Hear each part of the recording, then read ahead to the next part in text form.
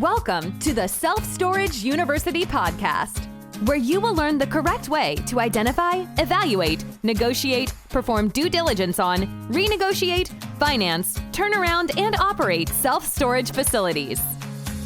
And now, here is your host, a partner in one of the largest real estate portfolios in the U.S. with nearly $1 billion of holdings, Frank Rolfe.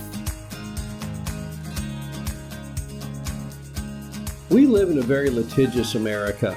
We have more attorneys in the U.S. than all the other countries in the world combined.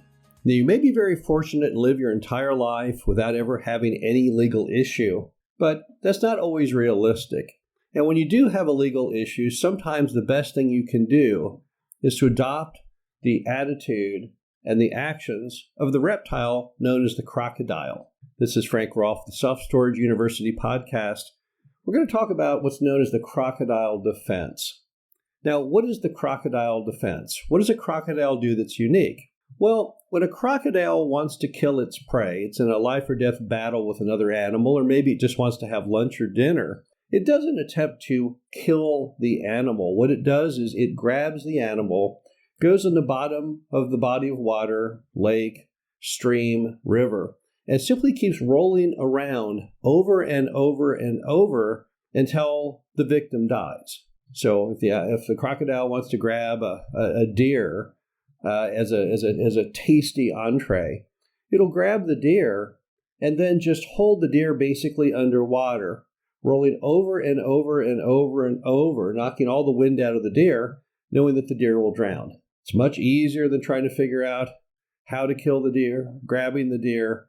So simply it takes the exhaustion of oxygen to always win. Now, how do you overlay that onto a legal issue in a self-storage facility? Well, let's assume someone has a slip and fall claim at your property, and they want to get you all excited. You get a call from a personal injury lawyer saying that Mr. Stevens fell on your asphalt and hit his knee, and now he's unable to go through his regular job functions, unable to ride the bicycle that's so important and vital to his well-being and mental health, and it's all your fault.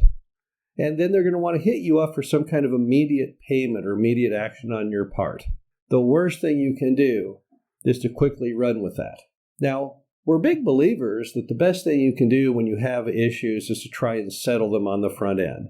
So I'm not talking about those cases where things can be easily remedied just with a fast response without it ever exploding into a legal issue. What I'm talking about here are cases where it's gone beyond that, where now someone is theoretically going to sue you or take some kind of legal action. And if you look at the way the playing field works in those cases, what always works for them is when it moves quickly. They always want to railroad you. They want to cause as much pain and suffering as they can early on because they realize that works best for them. If they drive you crazy, if they can rattle your cage and scare you, they know that gives them their best option to derive the most money they humanly can. But your side of the equation is bettered by doing the crocodile defense, basically slowing everything down and punishing them with the exhaustion of their resources, both time and money, because that puts them in the weak position and makes them want to settle or end the case.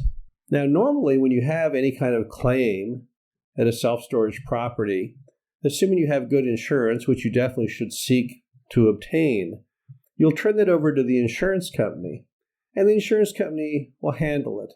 As you may know, if you've ever had a car accident or anything, the insurance companies move very slowly because they too know the benefits of the crocodile defense. And they know the slower they move, the more likely the plaintiff is to lose interest or their attorney to lose interest and just want to settle for a smaller amount of money. But on the onset, of course, they go to the insurance company, guns a-blazing, threatening all kinds of pestilence and other problems. But the key item is, as long as the insurance company says, oh, okay, well, these things take years to resolve, it just sucks all the enthusiasm right out of them. In the event that you don't have insurance to handle whatever the claim may be and you're on your own, again, you need to replicate the insurance company's process. You need to move very, very slowly. Because time is always your ally on the defensive side, and it works against the person who's the plaintiff. So at all times, what you should simply do is follow the law and realize that the way the law is engineered, it takes a long time for there ever to be a resolution. If you've ever had a criminal justice class in college, you probably know that most all cases, when it comes to civil litigation, are resolved outside of a court. If every case went to court, the court system would collapse under the weight.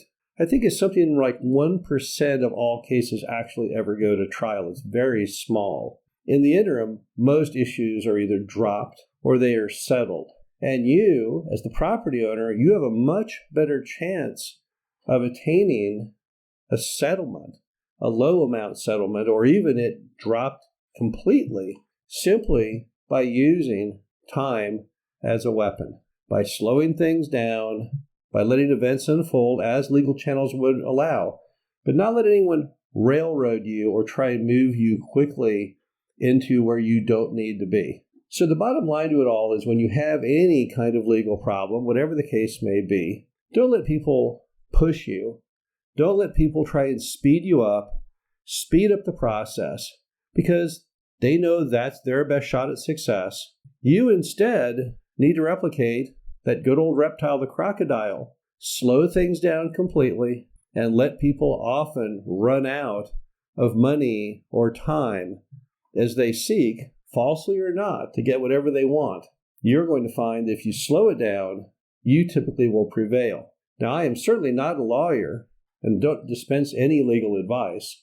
And what I'm telling you here is not intended to be such, but instead just to give you my opinion as an adult of watching what's gone on in America during the time it's become the litigation capital of the world, and what I've seen work and does not work from real life experience.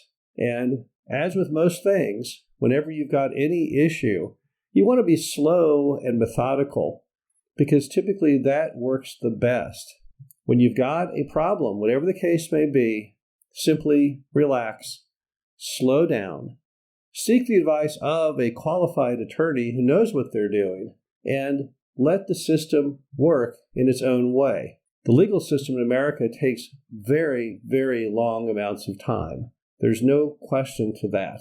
But do not let people try and accelerate the process. Don't let people try and artificially speed things up, because for you, as a storage owner, that's rarely the right path. This is Frank Rolfe with the Self Storage University podcast. Hope you enjoyed this. Talk to you again soon. Thank you for listening to the Self Storage University podcast. Be sure to visit us at ssupodcast.com, where you can learn the correct way to identify, evaluate, negotiate, perform due diligence on, renegotiate, finance, turnaround, and operate self-storage facilities.